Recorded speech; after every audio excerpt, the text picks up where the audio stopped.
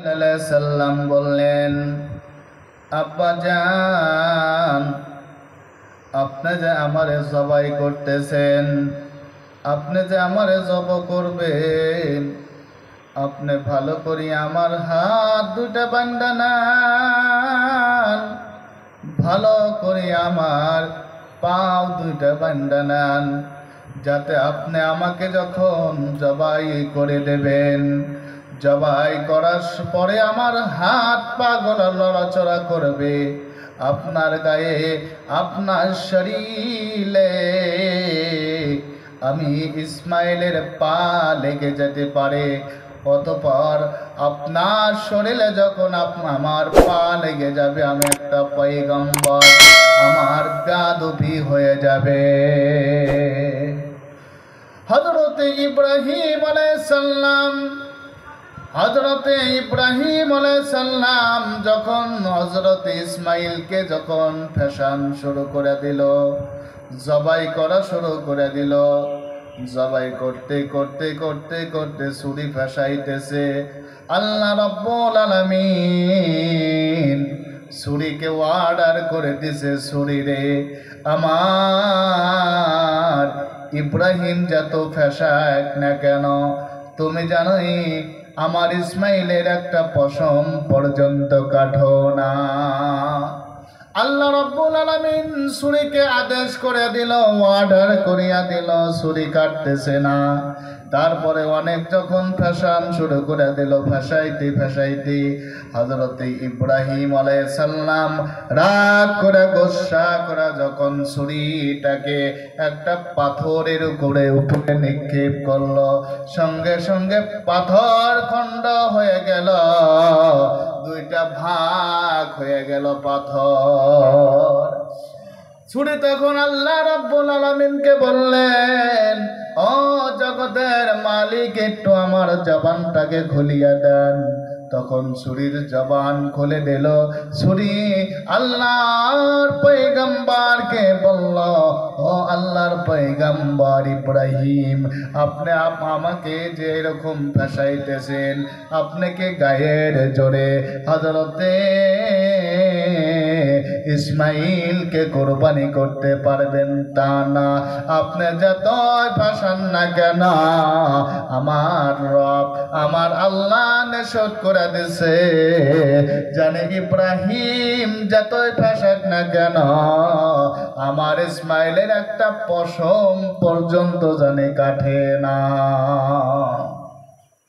হযরত ইসমাইল আলাইহিস সালাম বলল, আব্বা জান, আপনার চক্ষু দুটা বান্ধা না,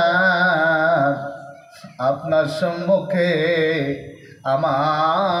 আপনার সন্তান কুরবানি হয়ে যাবে, আমি ছটফট করব, আপনার বড় মায়া লাগবে, বড় কষ্ট লাগবে, আপনার দুঃখ লাগবে। আব্বা জান, আপনি চক্ষু দুটা বান্ধেন, তারপরে কুরবানি করেন আব্বা। তারপরে ইব্রাহিম আলাইহিস সালাম বেটার কথা মতো নিজের চক্ষু দুটা বন্ধ করলো, চোখ দুটা বান্ধিয়া নিল। হযরত ইব্রাহিম যখন ইসমাইলের গলায় ছুরি বাজাইল, আল্লাহ রাব্বুল আলামিন বললেন, জিবরাইল দেরি করো না, তাড়াতাড়ি জান্নাত থেকে একটি দুম্বা হযরতে ইব্রাহিমের ছুরির তলে ফালাইয়া দাও, আর ইসমাইলকে টান দিয়া খাড়া করিয়া দাও।